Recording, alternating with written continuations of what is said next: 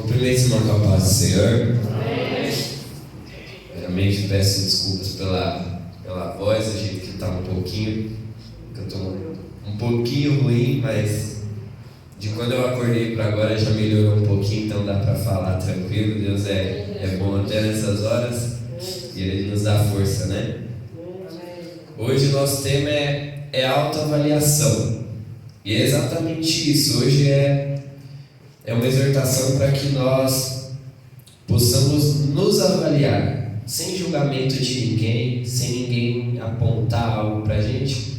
A gente vai se avaliar, a gente vai olhar para dentro de nós mesmos, sem peso na consciência, sem julgamento das pessoas, e nós vamos ver aonde nós estamos, o que nós precisamos melhorar, o que já está bom e precisa melhorar.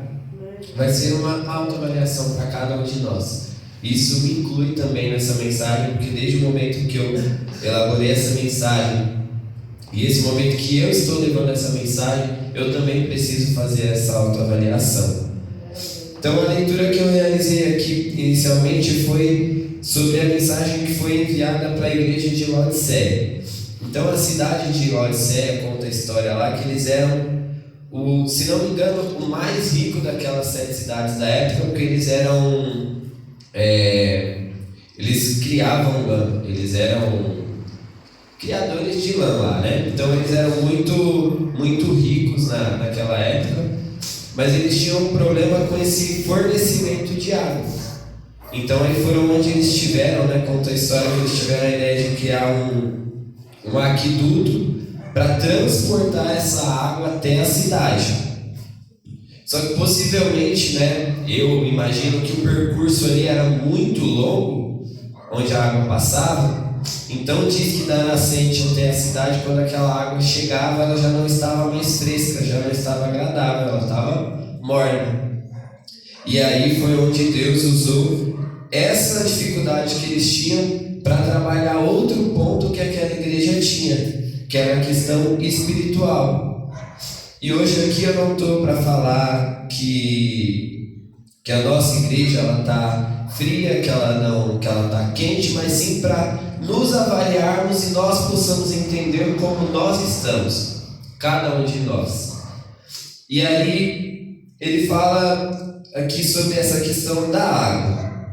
Se nós pararmos para observar, quando está muito quente, por exemplo, e nós tomamos aquela água fria, tirando quem tem problema de rinite, bronquite, que faz muito mal, ela é uma água agradável de se tomar. Se chegou do calor, aí você entra para dentro de casa, você senta ali, você toma uma água fria, ela é agradável de tomar. Faz mal, mas ela é agradável. Quando a gente toma uma água que ela está em temperatura ambiente, ela também é agradável de tomar. Mas eu, por exemplo, estou com tosse.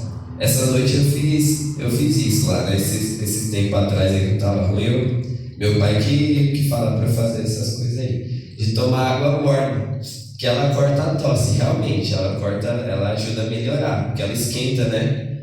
Só que não é uma água agradável de tomar. Quando você toma água morna, ela dá uma ânsia de vômito, ela dá um negócio ruim mesmo. Mas ela faz bem, realmente, né? Mas ela não é água agradável de tomar. E foi essa ideia que ele quis usar aqui. Que ele fala que se for água morna, certamente será vomitado da boca de Deus. Então, essa situação que ela foi usada ali. E se a gente parar para refletir, se a gente for olhar nos dias de hoje, infelizmente existem muitas pessoas que a gente conhece que estão nessa situação. São crentes que muitas vezes eles não estão nem quente, não tão frio, eles estão mornos, ou então tão frios. E a gente precisa olhar para essas pessoas, e eu vou falar mais para frente, não como um olhar de julgamento. E a gente não pode olhar também para nós e nos culparmos também. A gente precisa entender o lugar onde a gente está para a gente tentar melhorar. E aí é onde a gente vai trabalhar hoje. E aqui começa a primeira exortação dessa manhã para a gente refletir. Tem uma ilustração que ela fala o seguinte, que tinha um senhor de idade e ele tinha um filho que era médico. Aí ele ligou para esse filho dele, que morava em outro lugar, ligou e conversaram, e ele falou: filho, eu acho que a sua mãe ela tá ficando surda, porque eu falo com ela, ela não me escuta. Se você pudesse vir aqui, né, para fazer uma autoavaliação aí dela, ou para fazer uma avaliação médica dela, para você ver como que ela tá. Aí aquele filho prontamente falou: não, pode deixar. Na semana que vem eu vou aí, eu faço a avaliação dela, porque quanto antes de descobrir, melhor é para curar, né? É mais fácil de tratar. Só que esse filho falou assim: só que antes de eu chegar aí na semana que vem, faz um favor para mim, fica mais ou menos a uns 15 metros de onde a mãe estiver e fala alguma coisa para ela em um tom normal.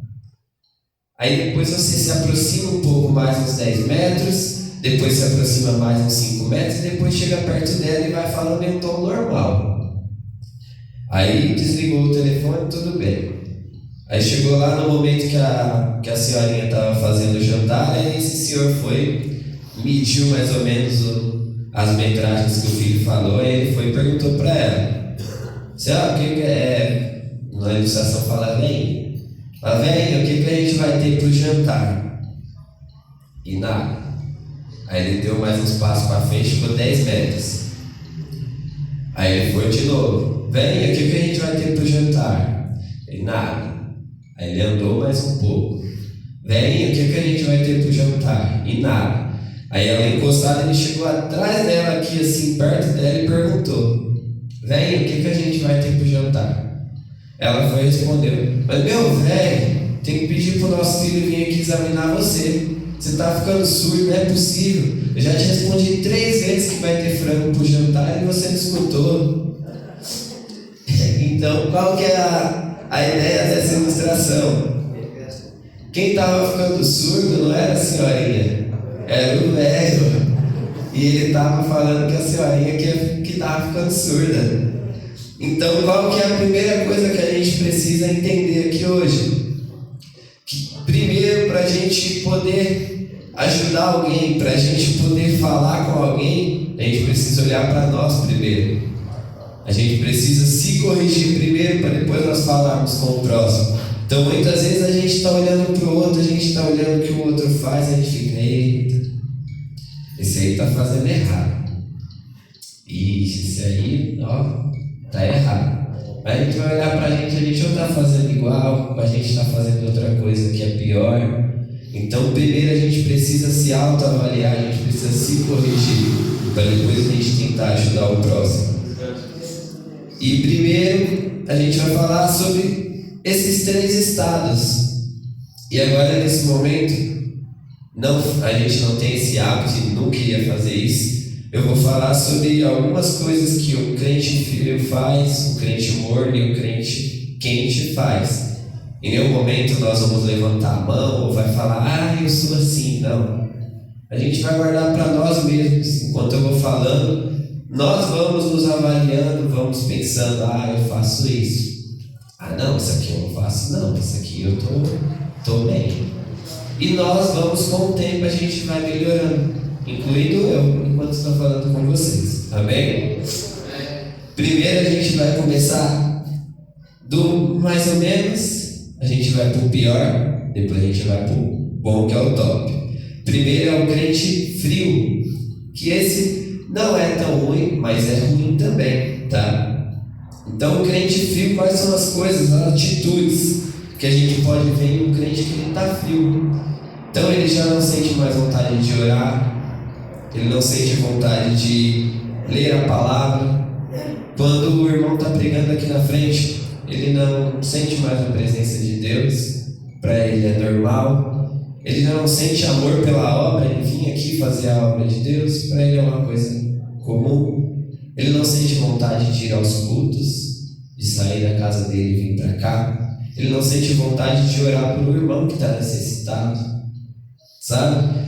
E quanto à mensagem, também tem aquela questão da mensagem não surtir mais efeito para a vida dele. Então ele escuta a mensagem aqui, ele sai lá fora: mensagem não surtiu efeito nenhum.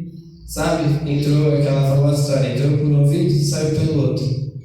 Também tem a questão de quando a pessoa vem aqui testemunha e para ele não se emociona, ele não se comove com aquele testemunho, com aquela vitória daquele irmão. Então para ele está normal.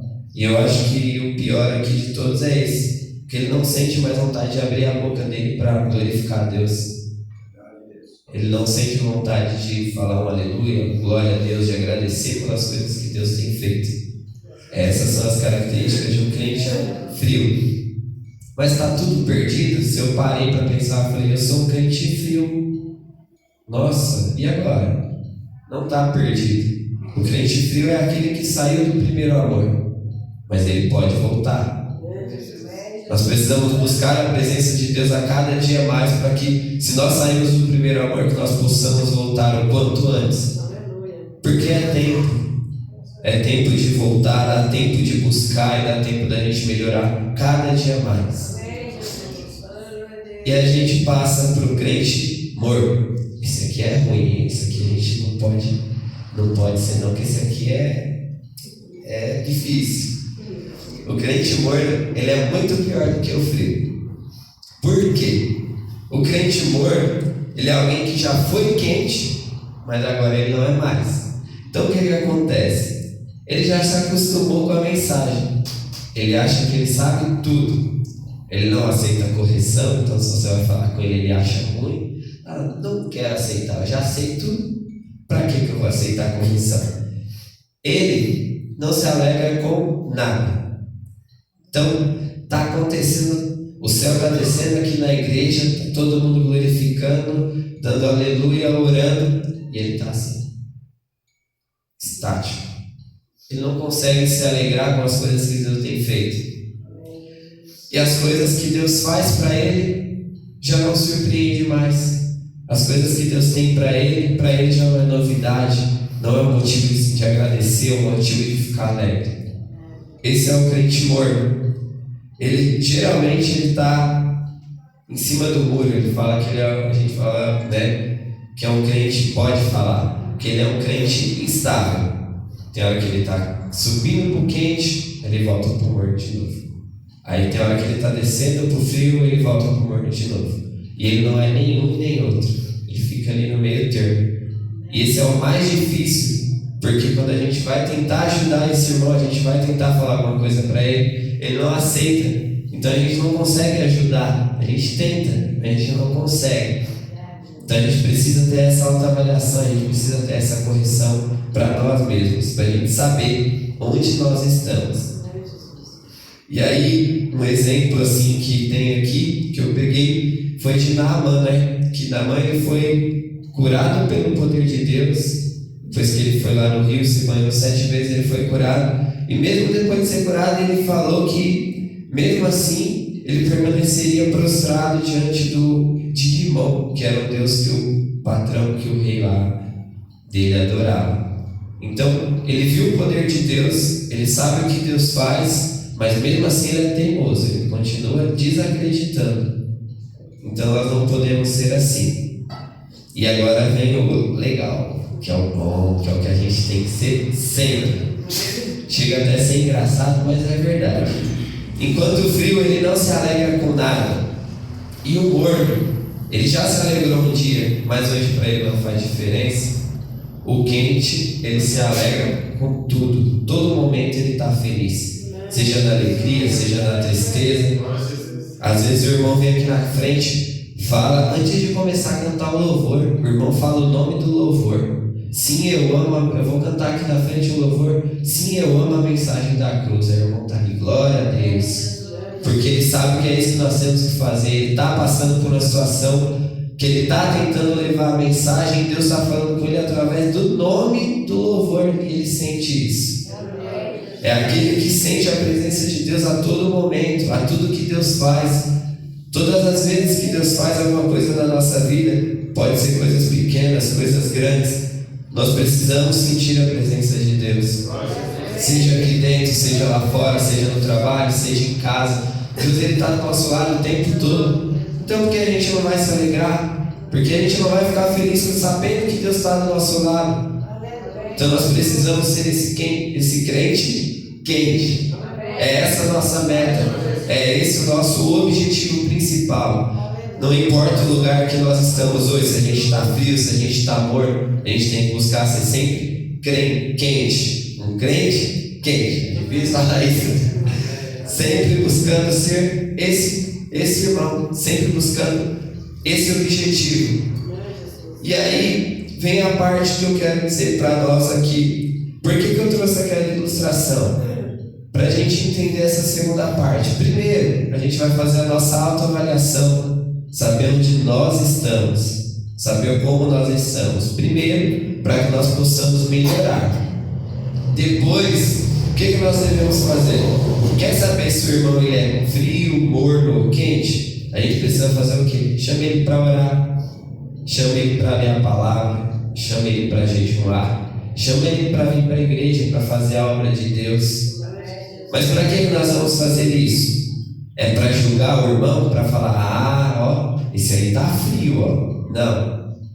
A gente vai chamar para a gente descobrir onde ele está e para a gente ajudar ele a se levantar e chegar onde nós estamos. Se eu estou quente, se eu estou fervoroso por Deus, eu não vou ser egoísta e ficar só eu assim. Eu vou pegar o meu irmão que está lá embaixo e vou trazer para estar junto comigo. É isso que nós devemos fazer. Nosso olhar não pode ser de julgamento para o próximo, mas sim de ajuda, de amor, de compaixão para trazer ele para perto, para trazer ele para o mesmo objetivo, para o mesmo nível que nós estamos. E é isso que nós devemos fazer. E essas são as duas coisas. Não importa o momento atual que nós vivemos, não importa o momento que nós estamos, há solução para a nossa vida. Se a gente está frio, se a gente está morno, vamos nos tornar quente. A partir do momento que nós estamos fervorosos na presença de Deus, vamos levantar o nosso irmão que não está e ajudar ele, porque junto nós conseguimos alcançar o nosso objetivo maior, que é a nossa salvação. Amém? Agradeço essa oportunidade em nome de Jesus.